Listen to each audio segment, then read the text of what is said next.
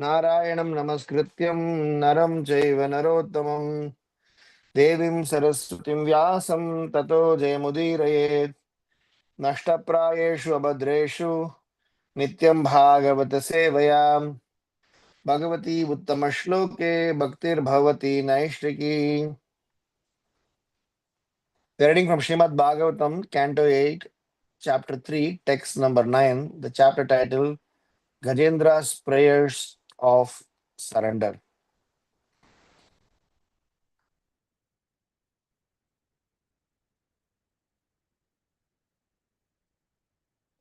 So the sloka, this is both 8 and 9 combined. So I'll read the shloka of both 8 and 9 and then we'll go through the verse.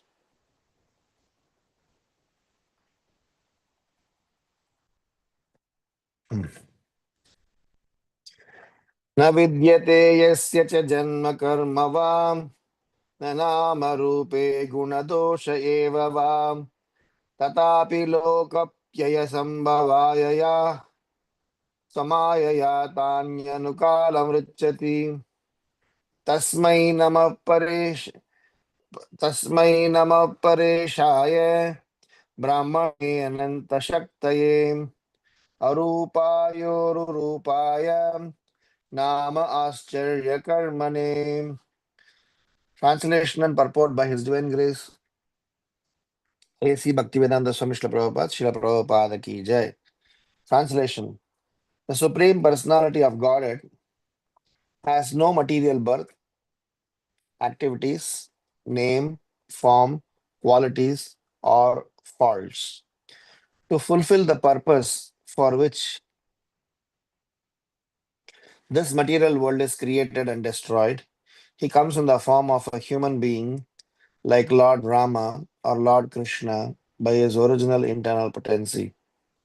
He has immense potency and in various forms, all free from material contamination. He acts wonderfully.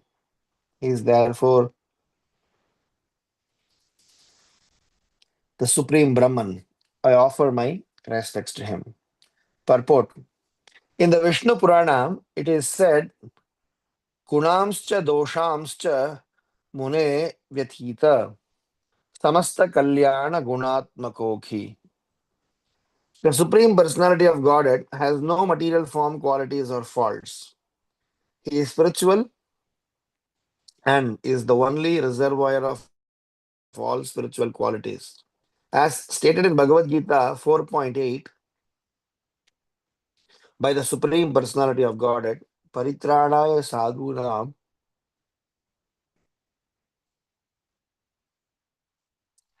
Vinashaya cha Dushkritam.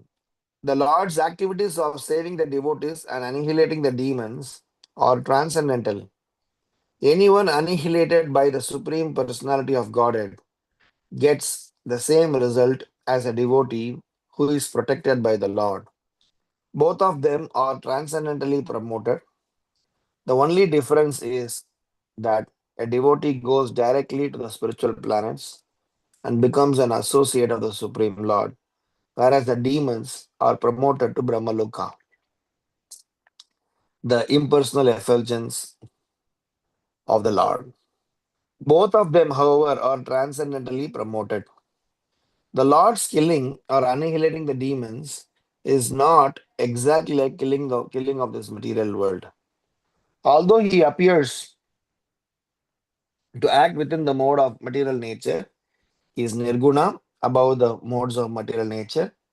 His name is not material, otherwise, how could one get liberation by chanting Hare Krishna, Hare Rama? The names of the Lord, like Rama and Krishna, are non different from the person Rama and Krishna. Thus, by chanting the Hare Krishna mantra, one constantly associates with Rama and Krishna, the Supreme Personality of Godhead, and therefore becomes liberated. A practical example is Ajamila, who always remained transcendental to his activities simply by chanting the name Narayana. If this was true of Ajamila, what is to be said of the Supreme Lord? When the Lord comes to this material world, He does not become a product of matter. This is confirmed throughout Bhagavad Gita. Janma karma chame divyam avajananti mam moda manusham tanumashritam. Therefore, when the Supreme Personality of Godhead Rama or Krishna descends to act transcendently for our benefit, we should not consider him an ordinary human being. When the Lord comes, he does so on the basis of his spiritual potency.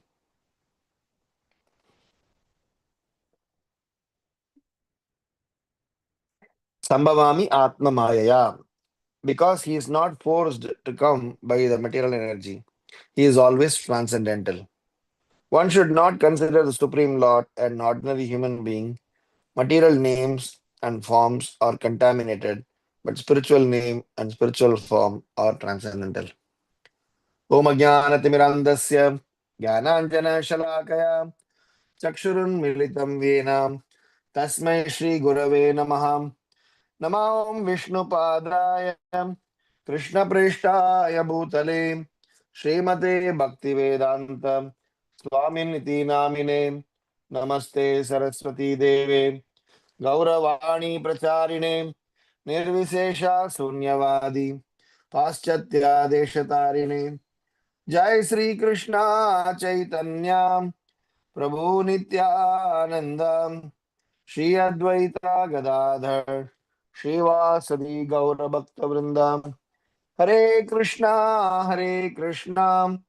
Krishna Krishna Hare Hare Hare Rama Rama Rama Hare Hare Navidyate yasya cha janma karma va nama rupe guna dosha eva va tatapi lokapyaya sambhavaya samayaya tanyanukala anukala mrichyati tasmai namah pareshaya brahmane hananta shaktaye arupayo rupaya nama ascharya karmane. The Supreme Personality of Godhead has no material birth, activities, name, form, qualities, or faults. To fulfill the purpose for which this material world is created and destroyed, he comes in the form of a human being like Lord Rama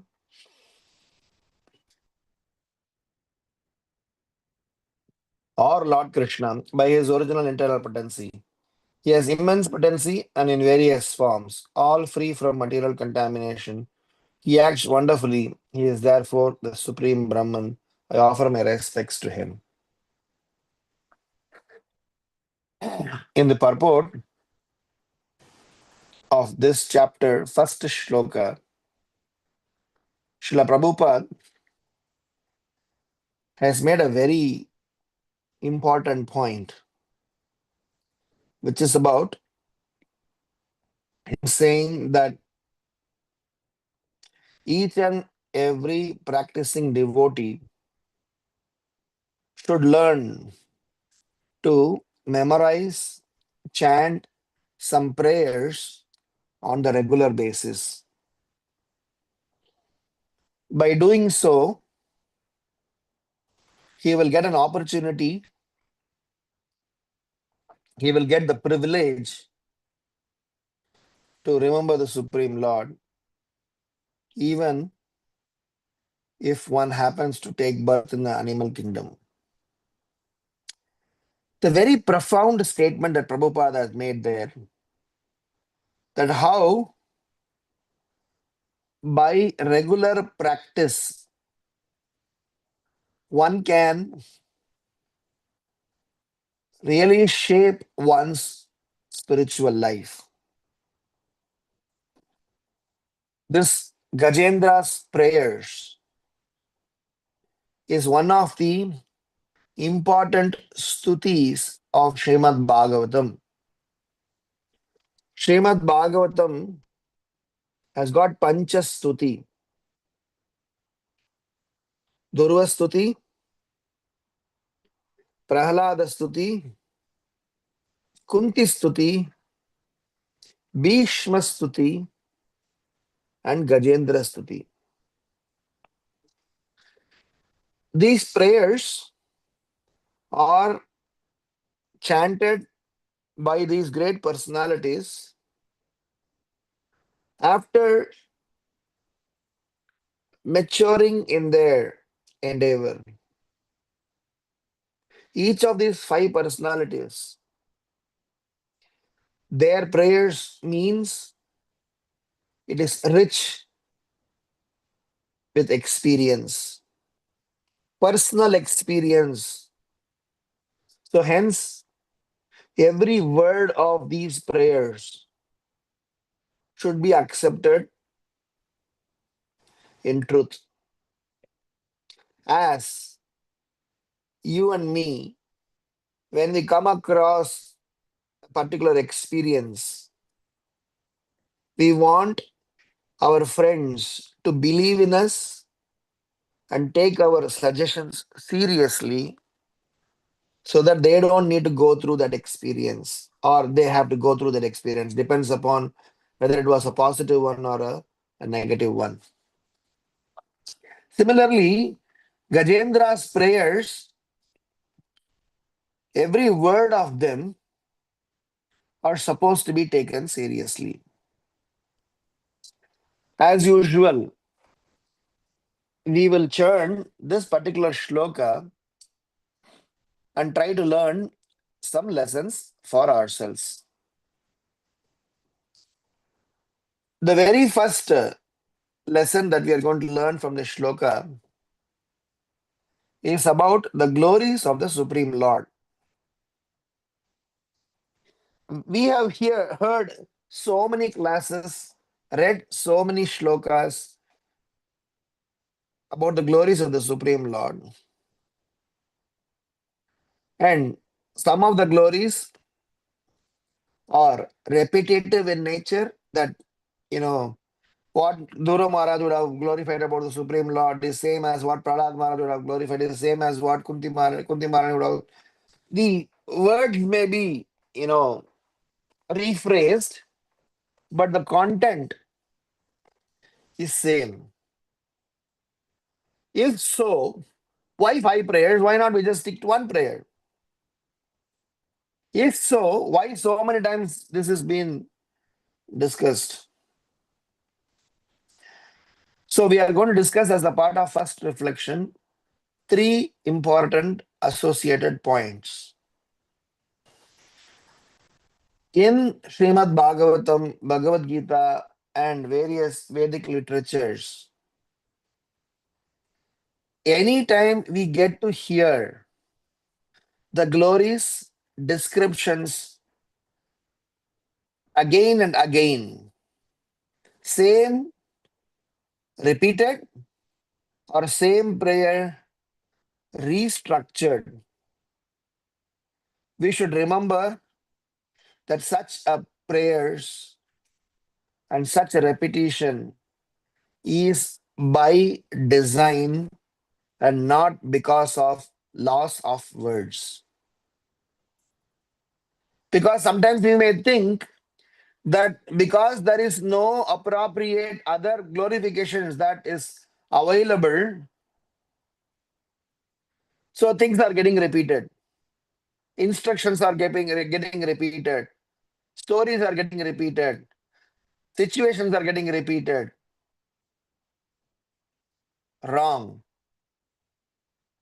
The repetition in our Vedic literature is by design, meaning by the virtue of things being repeatedly said, it highlights the importance of that statement. It helps us to meditate on that statement. It helps to establish the authenticity of that statement. So, in our glorification, in our discussions, in our narration, when we get to hear different prayers, it is not something that we are supposed to overlook, saying that, oh, I know this, let us move on to the next episode.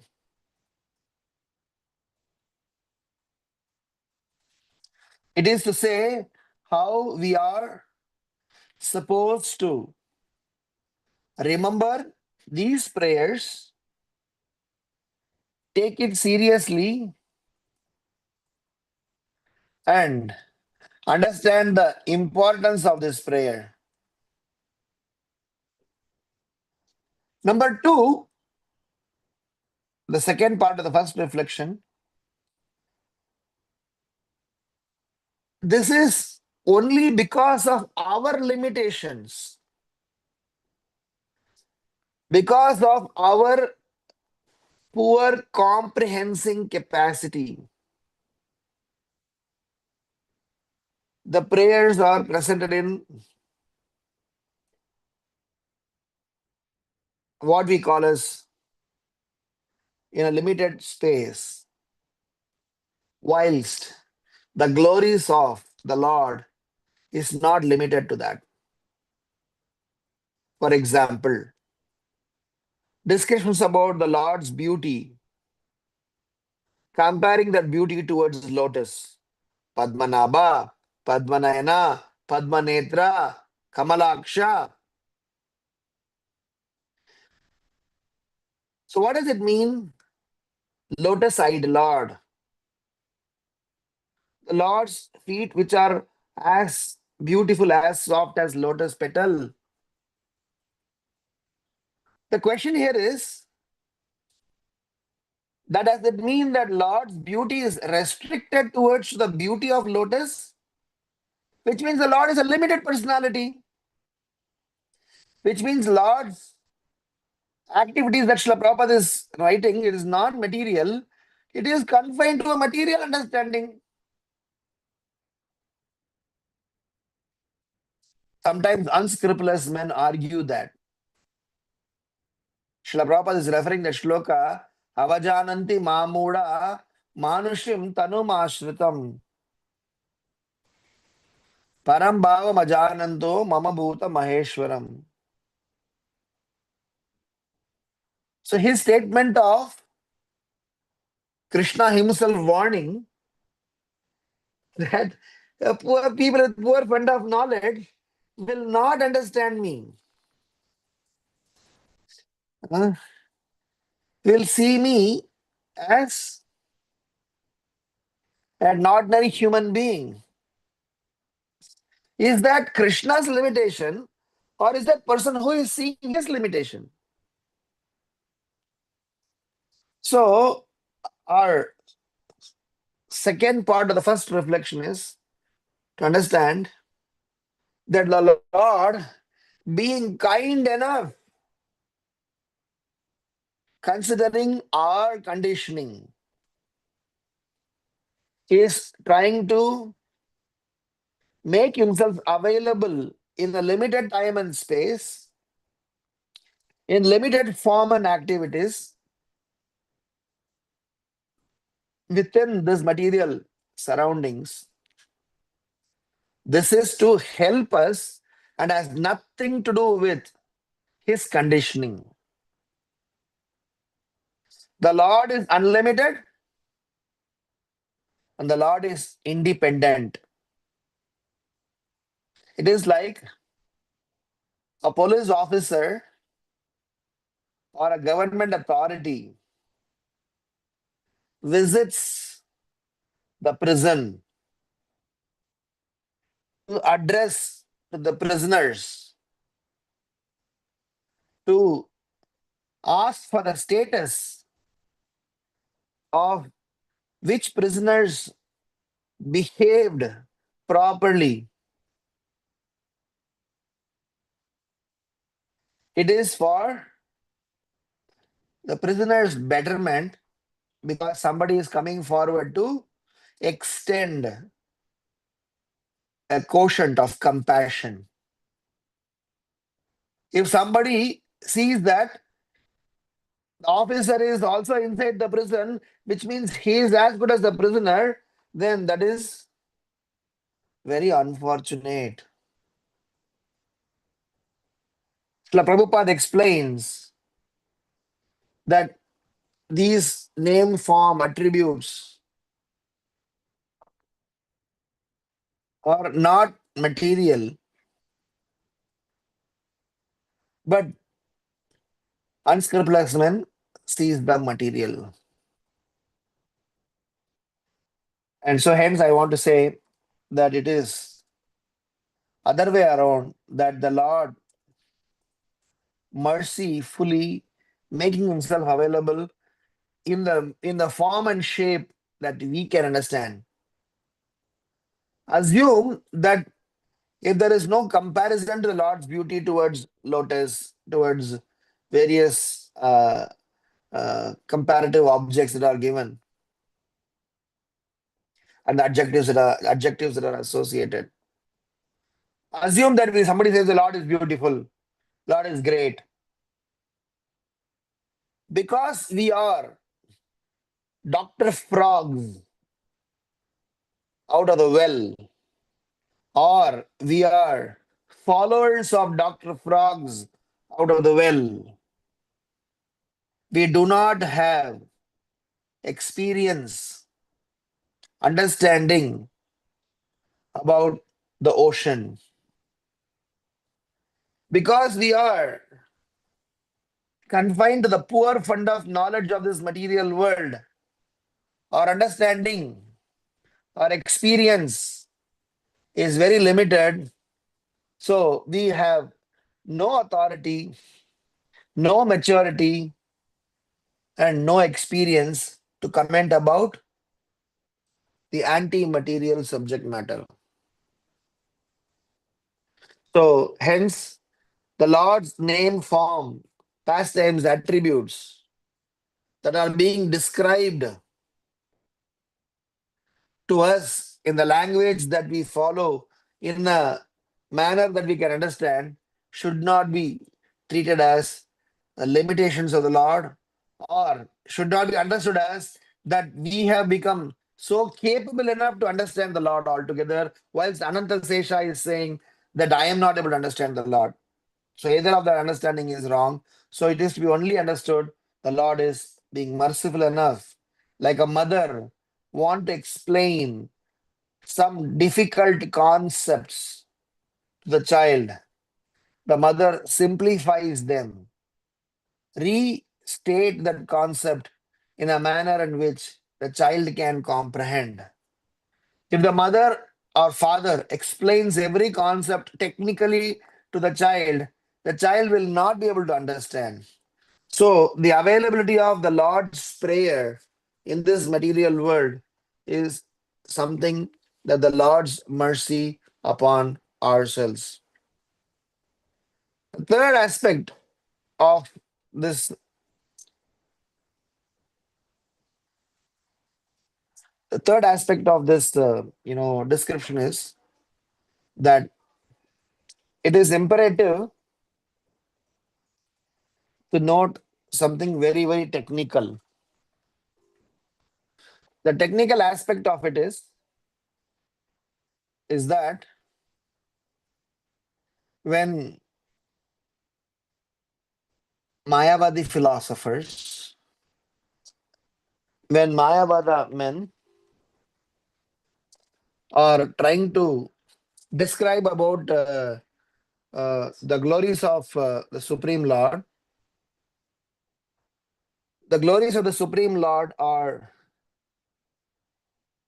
explained based on their limited intelligence. They take these statements and misconstrued them and try to give purports to their explanation. When these prayers says the Supreme Personality has got no material birth, no material activities, no material name, no material form, no material qualities, no material faults.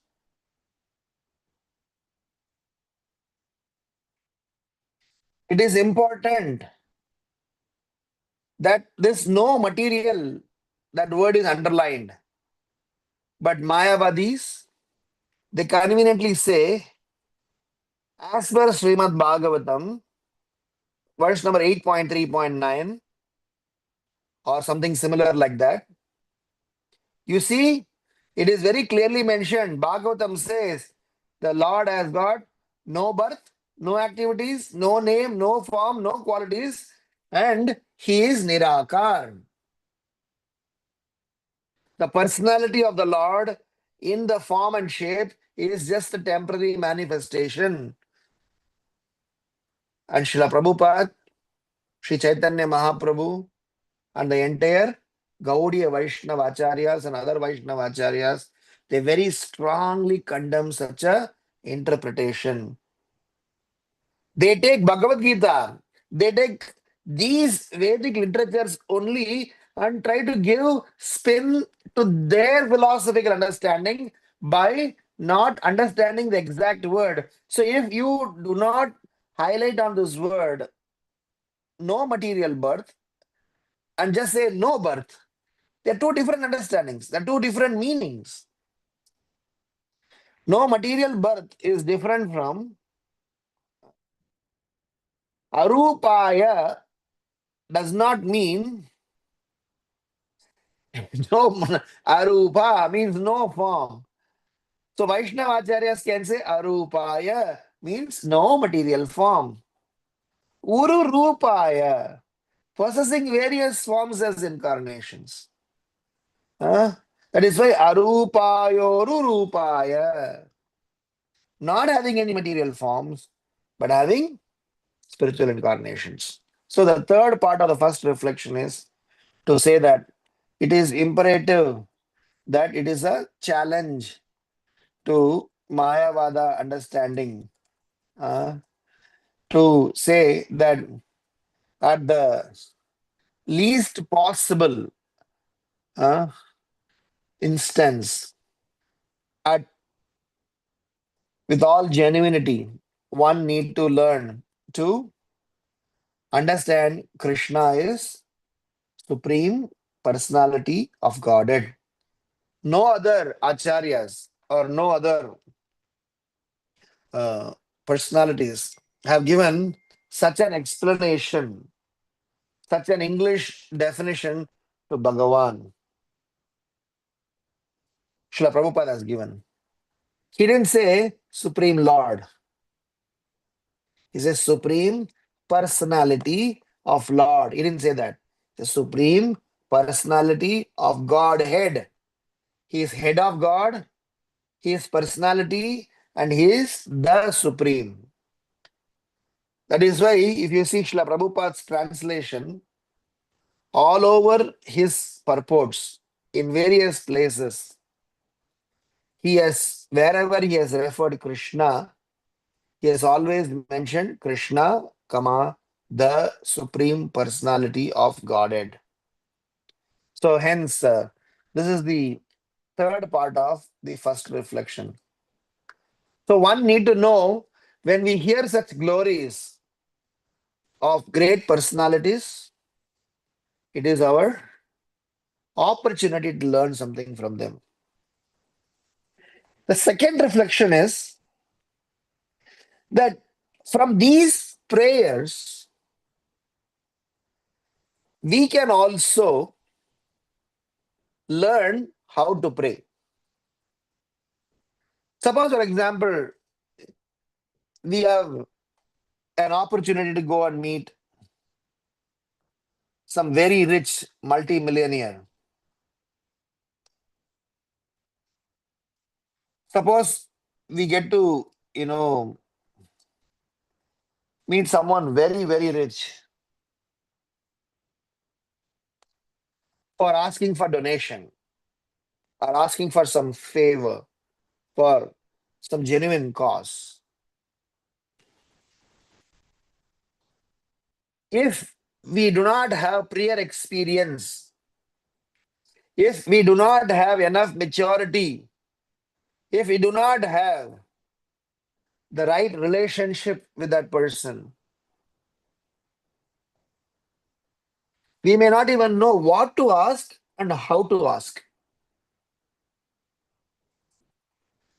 For example, that when we go to some very rich guy in India Ambani, Adani. We get an audience with him. You want to ask something from them. We should know how to even talk to them and correspond to them. They are capable of providing beyond our comprehension. So when we ask without prayer experience, without prayer relationship, without prayer knowledge, we may fall short in our own requests.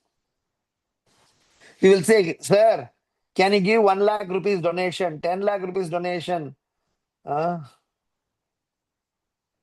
million donation, 10 million donation?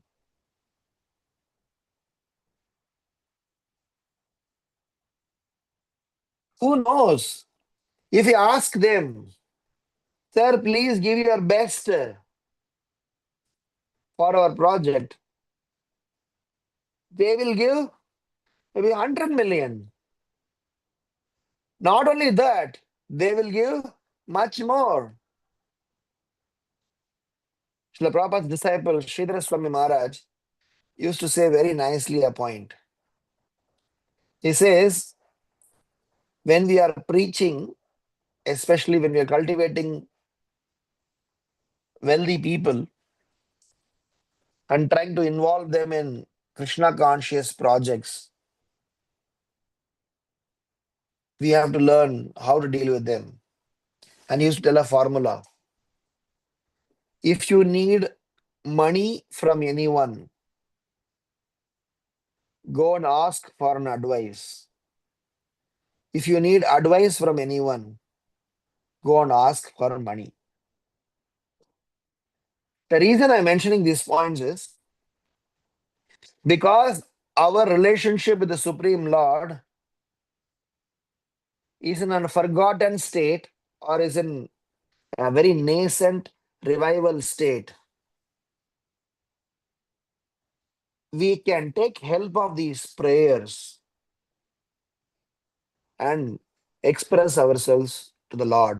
So, one other reason why these prayers are important is we can just borrow these prayers along with the emotions, along with the genuinity and sincerity, along with the ultimate purpose for which these prayers were made.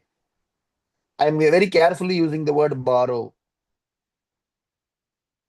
not imitate.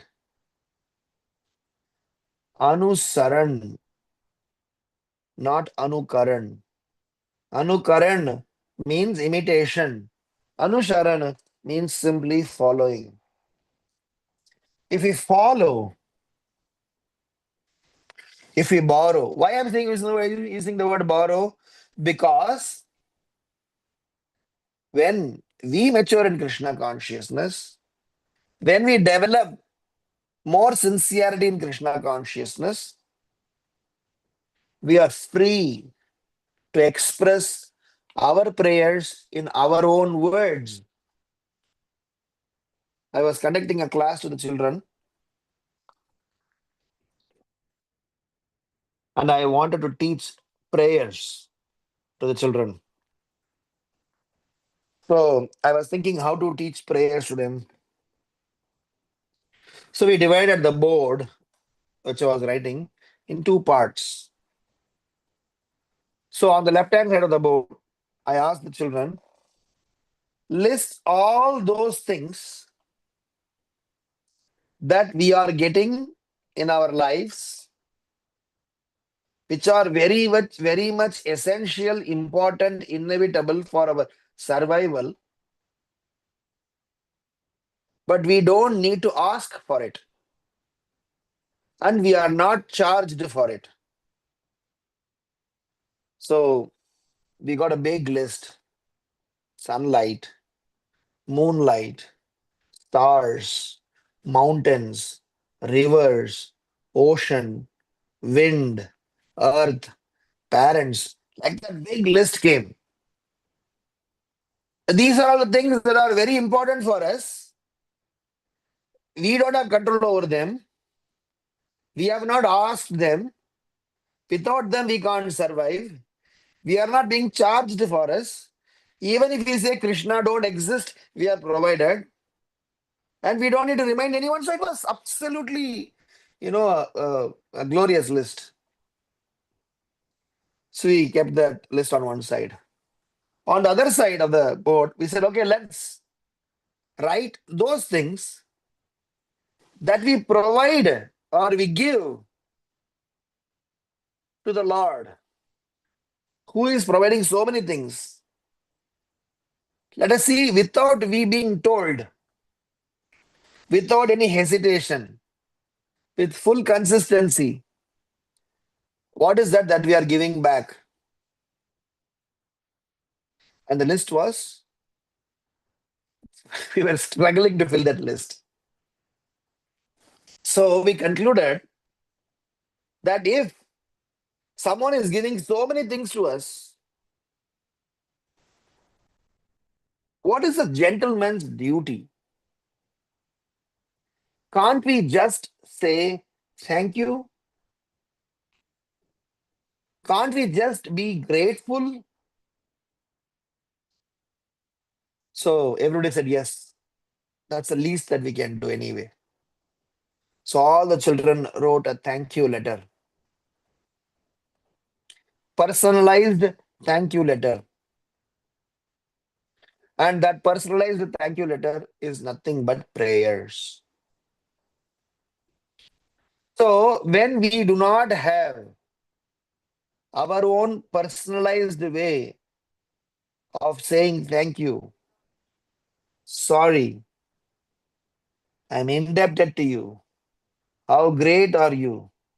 If I do not have a personalized versions of these things, or till I have maturity to develop such a thought,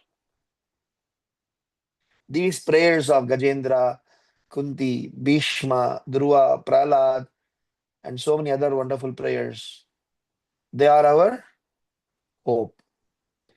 Using their prayers, we are expressing our desires also. Yes, yes, I also want the same thing. Please repeat that same order that the other person has done because I would like to go through that same route. Something like that. So, hence, my second reflection is that in our devotional life, prayers happen to be very important, and these stutis help us to express ourselves to the Lord in a proper manner so that we get something which we need, which otherwise we would have not known how to ask for. So it is very, very important. The third, so I'll finish the second, reflection by, concluding this point. Hence, a prayer is, a stuti means saying all glories about that personality, saying thank you to that personality, maybe even sometimes asking sorry to that personality, and only if you require to demand something, you can. Otherwise, just by doing these three things, a relationship is established. So these stutis, knowing them with meanings, help us develop relationship with the Supreme Personality of Godhead. Now the third and last reflection. Srila Prabhupada is mentioning in the purport that the Lord's activities of saving the devotees and annihilating the demons are transcendental. These transcendental activities, his transcendental appearance, his transcendental movements, Nama, Rupa, Guna, Leela. Why this transcendental subject matter is not appealing to us as transcendental. The reason being, we are completely devoured by a demon called lust. In Bhagavad Gita, third chapter, Arjuna is asking a question to Krishna. Bhagavad Gita, third chapter, if I am right, 36th shloka, if I am right. Arjuna is asking, my dear Krishna, even though I am not willing, as if someone is forcing it upon me, is making me to commit sinful act. Who is that person? The reason I'm telling this is that we have holy name, we have Vaishnavas, we have prayers, we have practices, we have all of those things.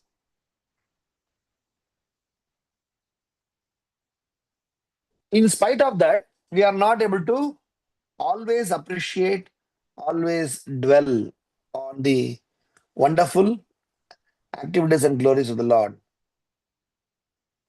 And the root cause of them is the lust.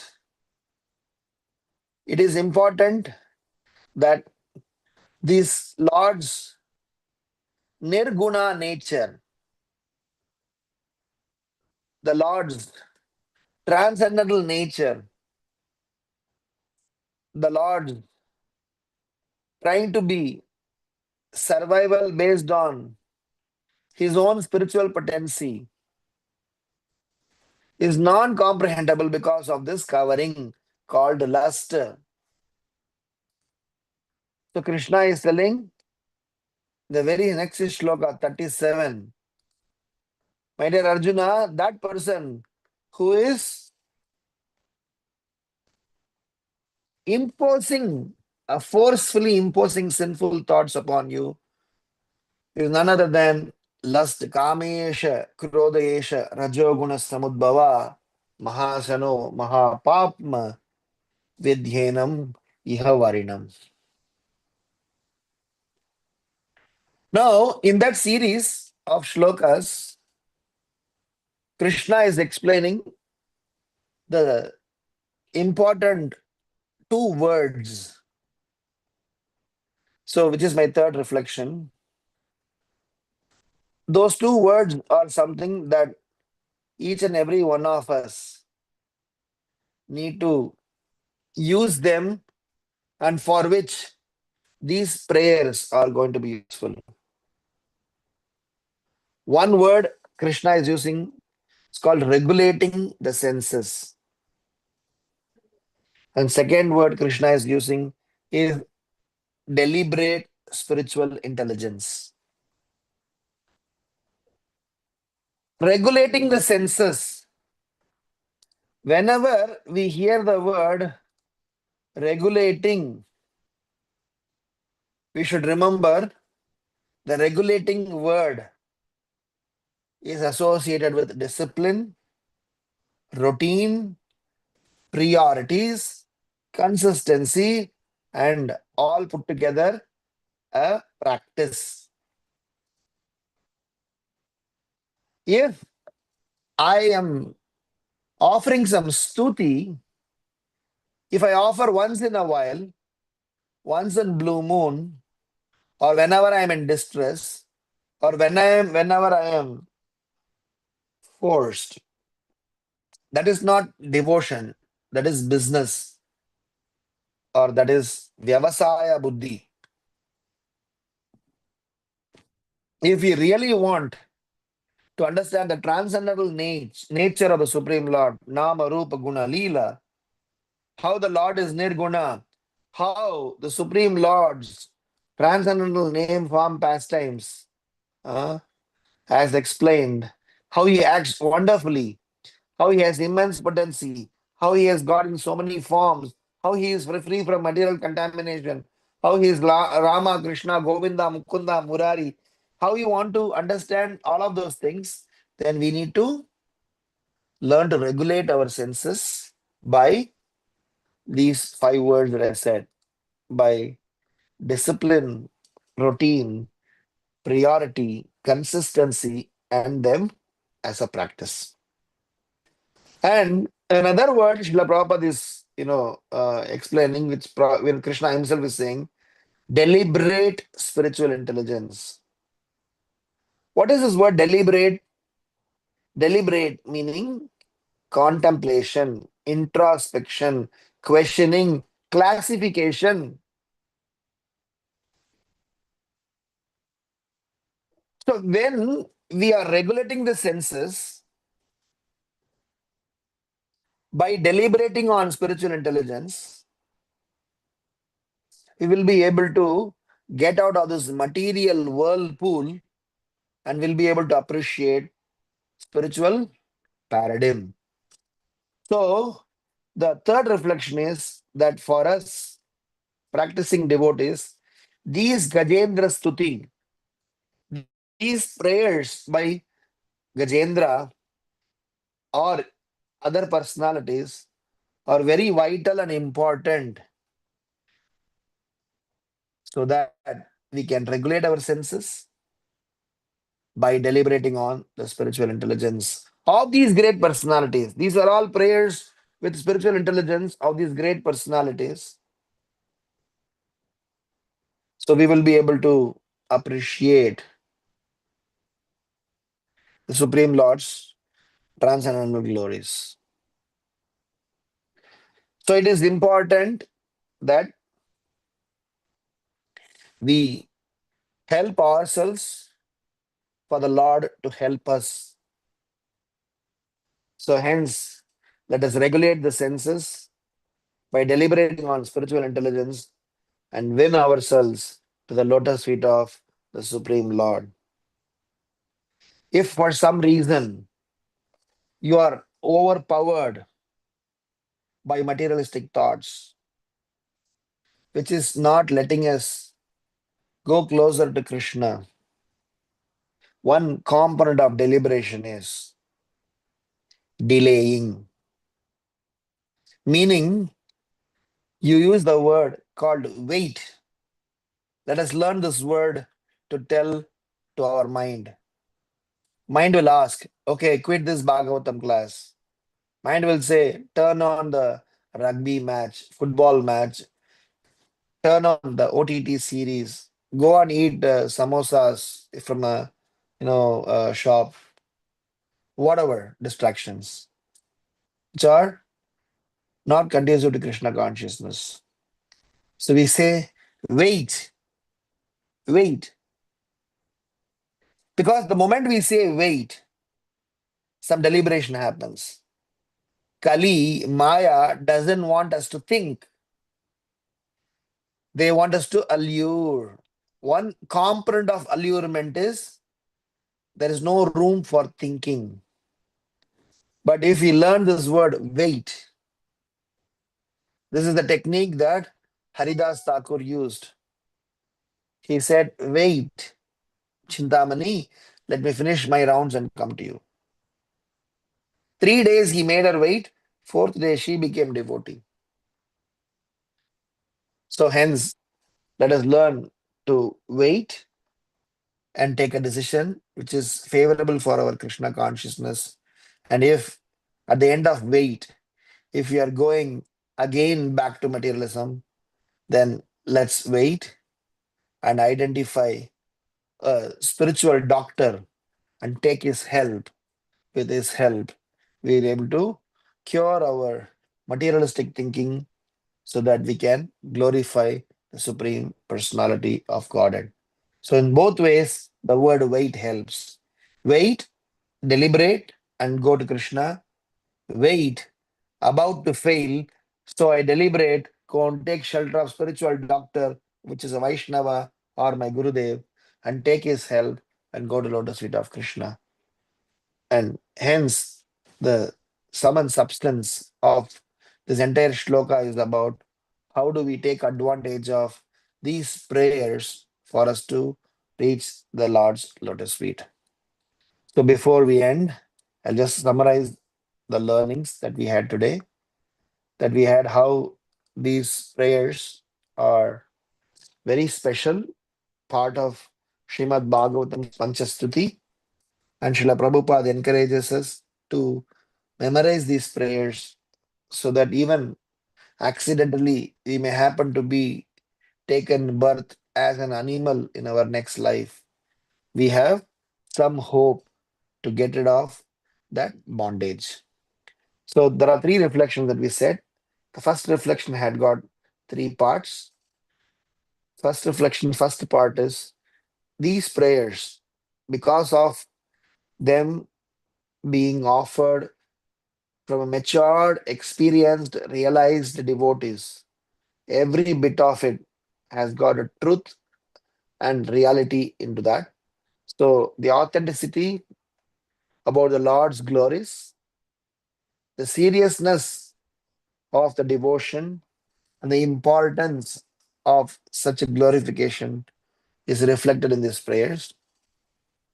And number two of the first reflection is, as Prabhupada explains, that these prayers are not material, the name form or non-material, uh, but still we are understanding them in a materialistic dimension.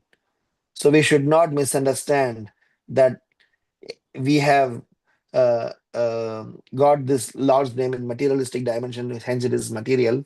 So this is only the mercy of the Lord. It is due to our limitations because I can't see, I can't comprehend.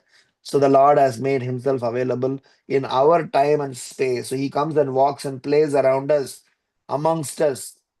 It is the Lord's greatness, not that other things that the Lord has become material. Is not, we should not understand in that capacity.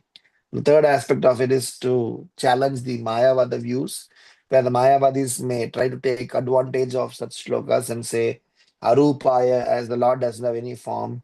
So it is to be understood that the Lord has got no material form, no material activities. He is completely transcendental and independent. And second reflection we discussed is about the philosophy of prayers and how prayers helps us. We can take advantage of these prayers to develop our relationship with Krishna, because we are just reviving our lost relationship in our nascent stage. We might need how to speak to Krishna, what words to speak, how much to speak, in what mood to speak. So just by following in their footsteps, borrowing their words, borrowing their emotions, borrowing those personalities, sentiments, borrowing the purpose, we can also offer our prayers. So we are not supposed to imitate them, but we can simply follow them. And the third reflection is we discussed that how in our Krishna conscious journey, it is imperative that in our life, we should get rid of the lust.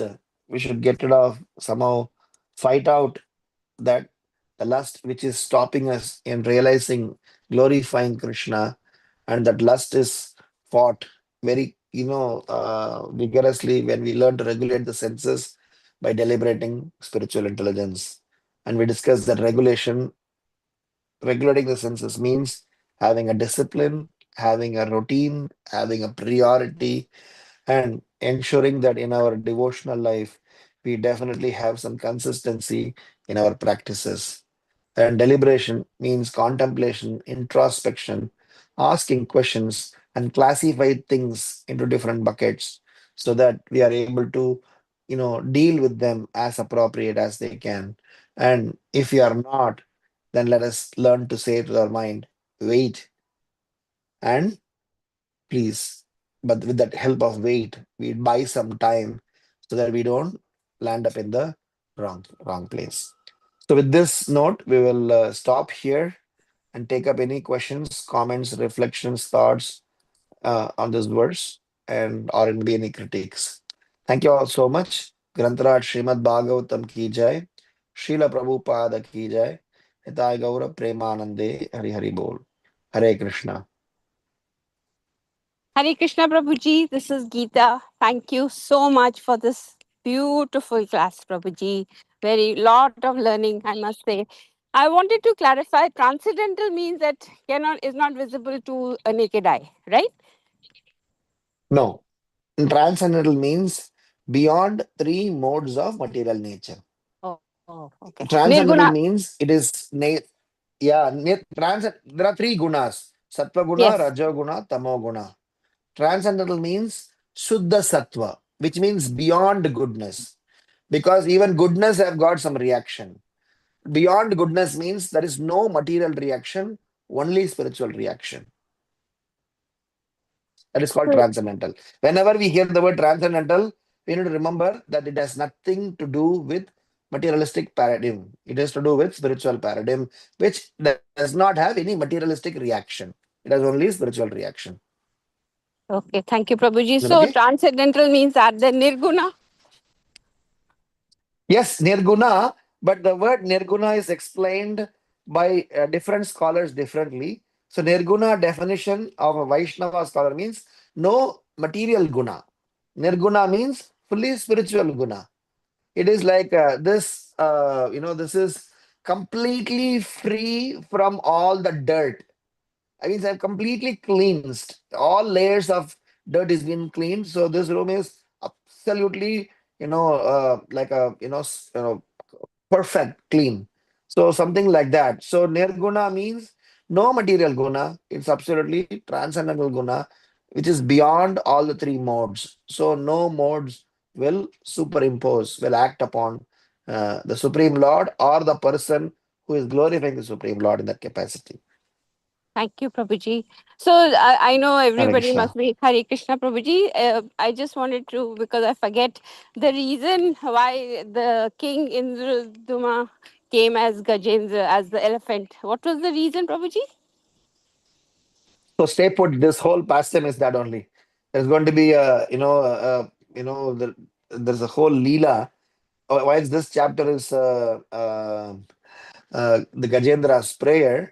So there is a whole leela where Gajendra's past is very wonderfully explained. Gajendra uh, uh, in his previous birth as Raja Indradyumna, he had to go through some what you call as purification or learning experiences. That pastime is part of this story. So I think should stay put to learn that story whole altogether. So it is just a interium, intermittent, purificatory stage, so that both the glories of the Supreme Lord is enhanced, as well as the humble nature. Like this, we get to see many stories like Jada Bharata's story, the story of Gajendra. They are all, sometimes devotees who slip and make another endeavor, given another chance. So that, Ajamila story, not Ajamila story, Ambarish Maharaj story, where Dhruva Samuni was, given chance by, and Ajamila story also, and Gajendra story also, and our friend. So there are plenty of stories like that. So Yes. where we are getting to learn that Jarabarta. So we are getting to learn that in our journey of Krishna consciousness, even if there is a slippage, you're still protected. You're still under the Lord's care. Thank you, Prabhuji. Hare Krishna. Thank you. Hare Krishna. Any other questions or comments? Hare Krishna Prabhuji, Dandavat Pranam, all glories to Srila Prabhupada and Guru Maharaj. Thank you so much, Prabhuji, for the wonderful class. I really like listening to your class with so much clarity and lays the foundation for understanding. Prabhuji, my question is regarding the point about Anukarana and Anusmarana of prayers. Now now we are learning Gajendra's prayers, but we also have heard Kunti Maharani's prayers, where she's asking for more hardships so that she can, think about the Lord more. So how should we take those prayers. Usually if there is any unfavorable thing, the first thing we compromise is our, or I'm speaking for myself, my practice, maybe I move it to a lower priority if there's something hardship is happening. But Kunti Maharani is asking for more hardships.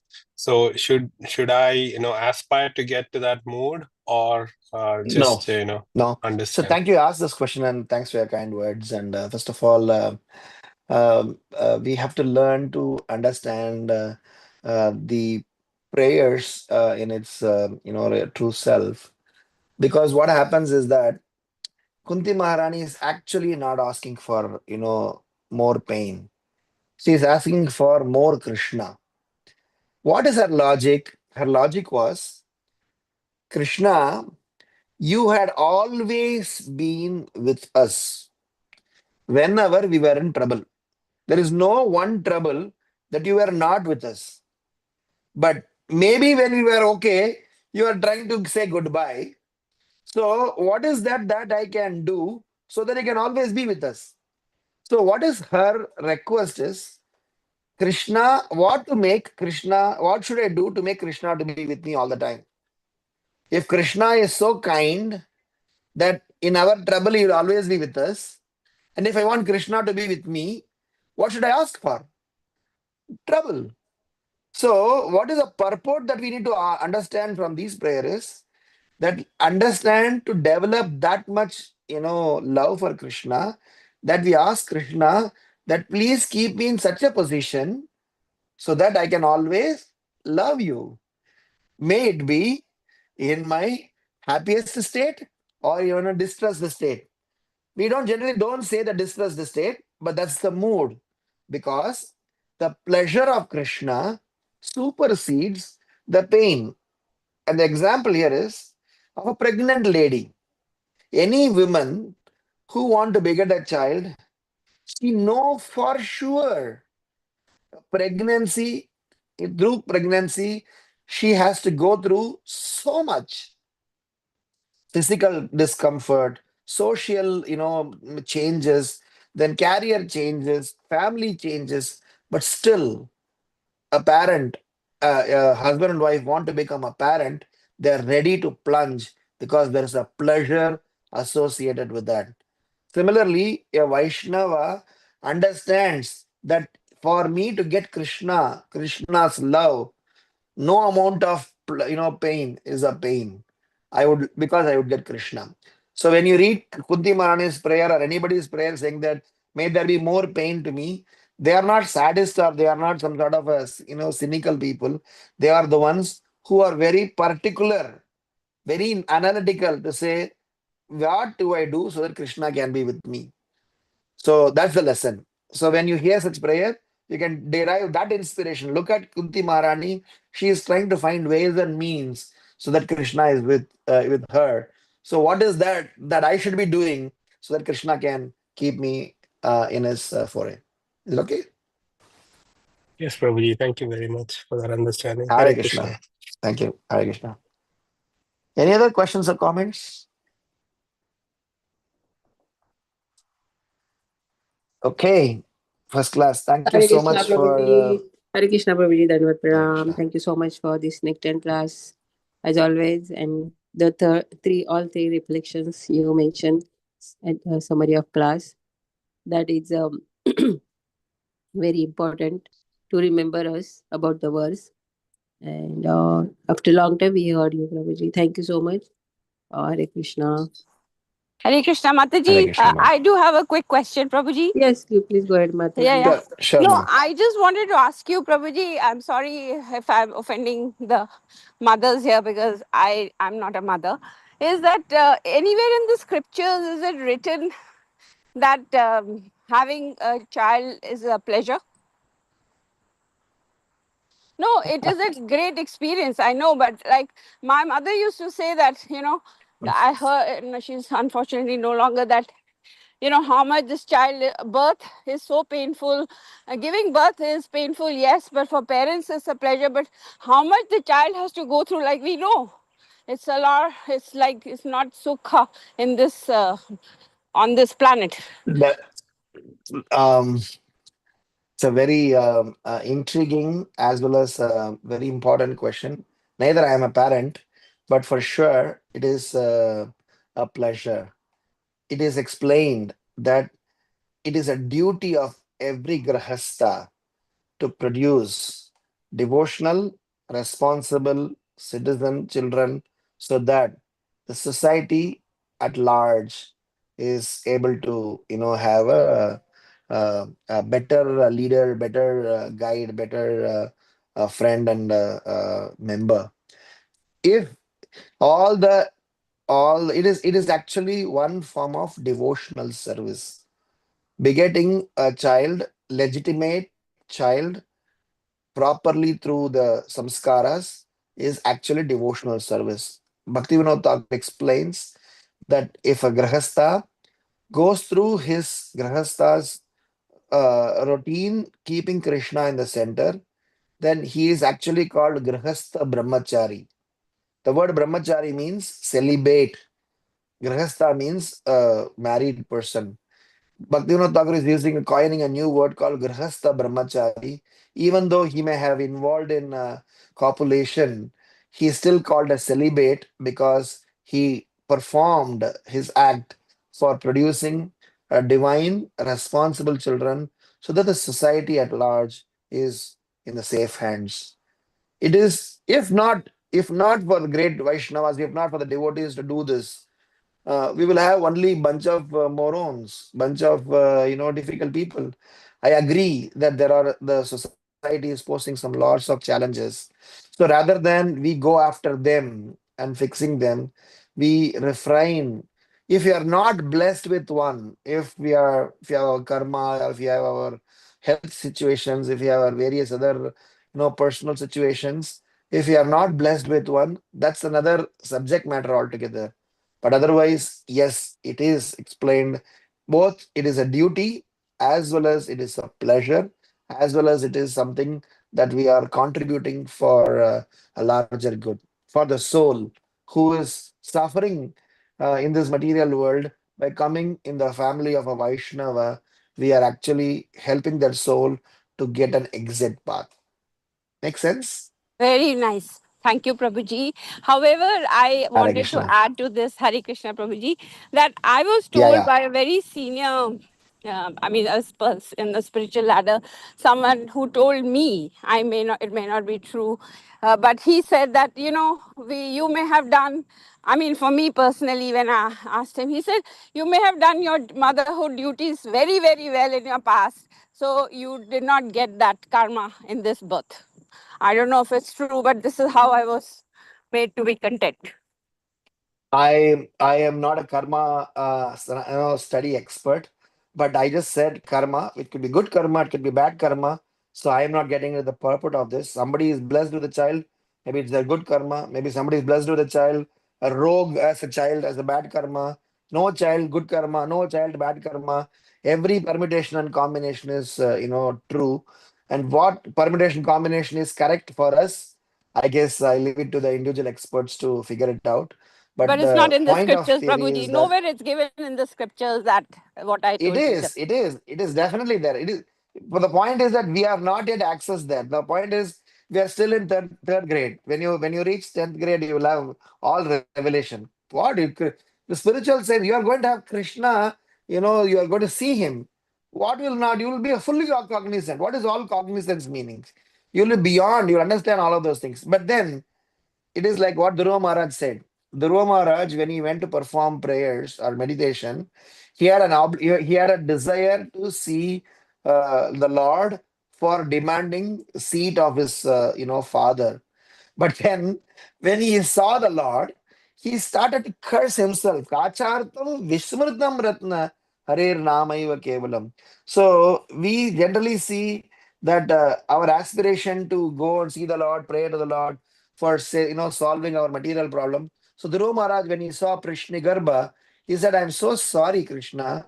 I don't know what a stupid fellow I am. Uh, Now you are standing in front of me, and how shameful I am to have demanded or waiting and doing this for a seat. It is just a stupidity. It is like a broken glass is seen as a diamond, and it is my amateurishness, and I'm so sorry. So my point is that what is so important for you to analyze your karma theory, how is it good karma to you or bad karma to you or which karma to you? There are explanations and there are theories and there are studies. Depends upon what is our focus. Prabhupada always focused us on the solution route than on the analysis route. Is it wrong in analyzing? No.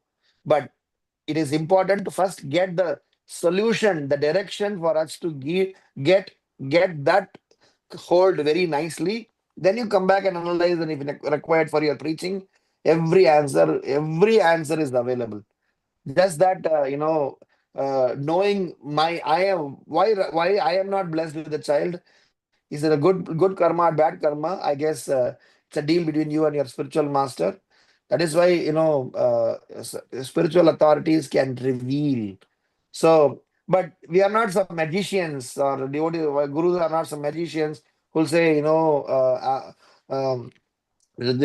rotate a magic wand around you and just tell your past. We are not No, no. interested in I analyzing our just wanted past. to know about the scriptures, Prabhuji. I know nobody can do anything, See, but if it's scriptures definitely have descriptions. There are some Indradumna Maharaj happened to meet somebody in Jaipur, if I'm right. I don't know exactly the location.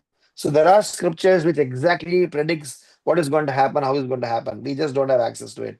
So we have access to the current set of books. Let's focus on that. thank you, Prabhuji. And one quick one, Prabhuji. Hare Krishna. Hare Krishna. Is there Yeah, any go ahead. Go you ahead. heard of past life regression? I mean, I've heard of Yeah, it, yeah. but yeah, okay. Yes. Past life regressions are there. And past life regressions are being done, in a scientific manner also. But then, Krishna consciousness activities supersedes whatever may be the past. Yes, What if I had been a pig in my past life? How does it matter? Now I got exactly. Krishna consciousness. I should make sure that I don't become a pig back again. That's Yes. all I'm saying. Thank you, Prabhuji. Hare Krishna. Okay, Hare Krishna.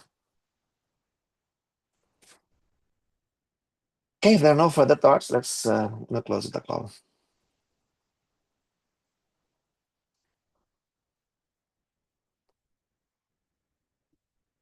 Yes, Prabhuji. So, Vansha Kalpatarvesha Krupa Sindhu Vevacha Patitanam Pavanebhyo Vaishnavebhyo Namo Namah. Anand Koti Vaishnav की जय, Jai, नमः रस ठाकुर की जय, jai, अनंत श्रीमद भागवतम की जय, Shri jai, Prabhupada की जय, jai. जय श्री राम गिरधारी प्रभु की Ki जय. jai. Thank you so much, Prabhuji. Thank you, Hare Prabhuji. Krishna. Dandavat pranam. Hare Hare Krishna. Hare Krishna. Krishna. Hare Hare Krishna. Krishna. Thank you, Prabhu. Hare Krishna. Hari bol. Hari Bye. bol. Hari bol.